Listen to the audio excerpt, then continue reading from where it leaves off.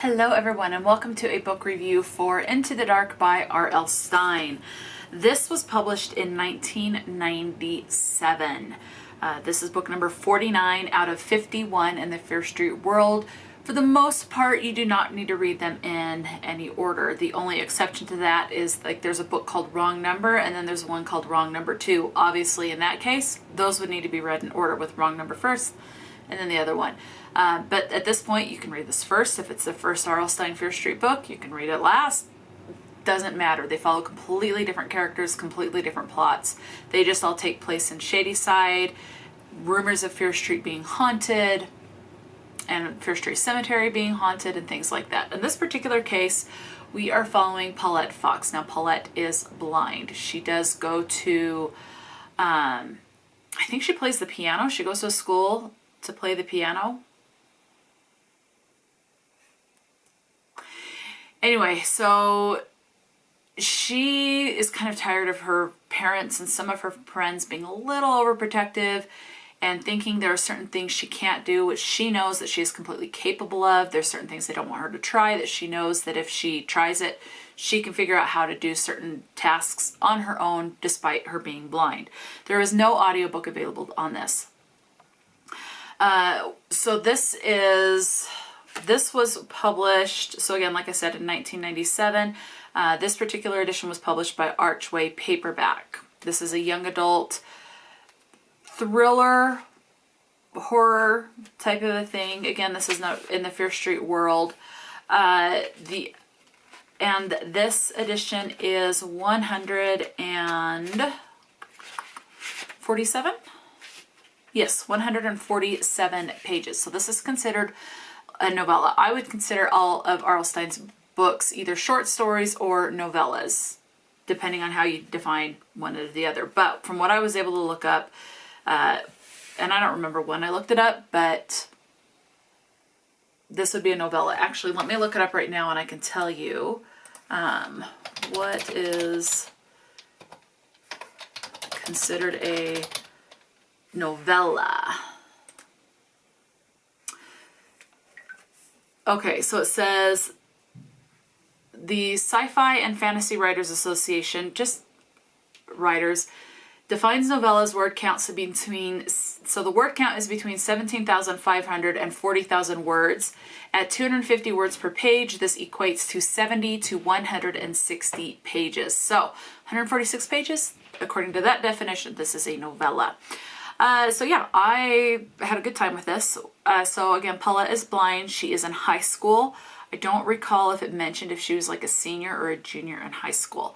She meets this one guy and she talks about how she can tell people apart from how they approach her, from how they talk, like obviously their tone of voice and their tone inflections and things like that, as well as some people just have certain smells. They wear a certain cologne or perfume, or maybe it's body odor, but people have certain fragrances.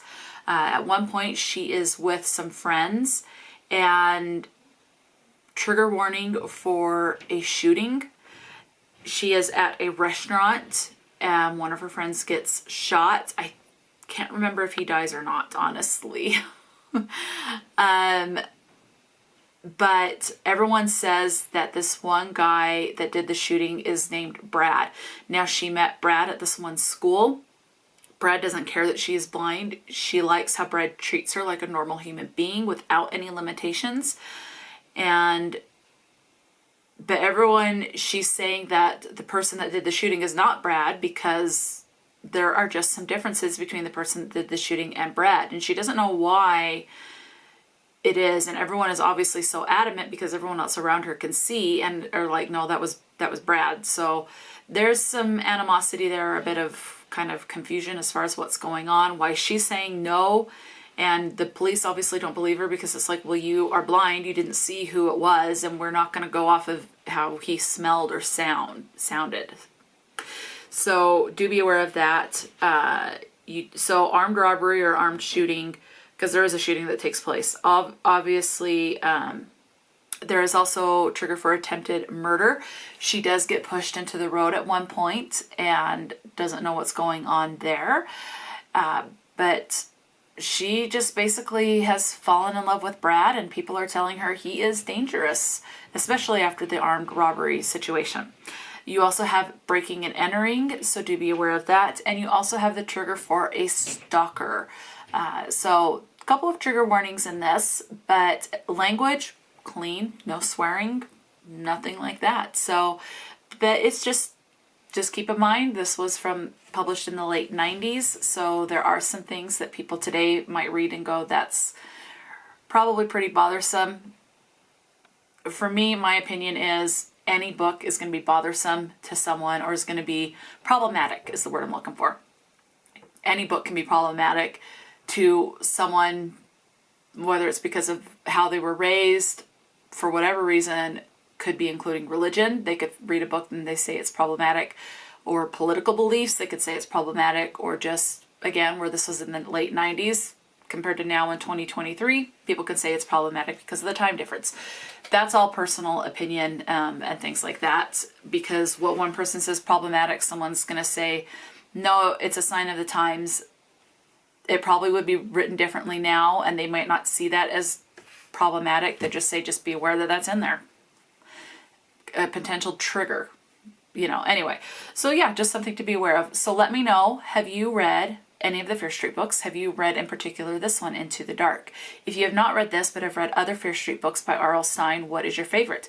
If you have read the Goosebumps, what is your favorite Goosebumps? I've read a few of the Goosebumps, but Fear Street is what got me into reading at a younger age, like in 4th grade. So I have a soft place in my heart for R.L. Stine's Fear Street. Yeah, I'll always have a soft place in my heart for R.L. Stine's. Now, obviously, there are other Fear Street books that I have read. I have not read them all, but there are some I obviously liked better than this one, but I still had a great time with it. So anyway, yeah, so let me know, what is your favorite R.L. Stine book, if you've read any of the R.L. Stine books. Talk to me in the comments section below, and until next time, stay true to yourself and enjoy a good book, and I'll talk to you later.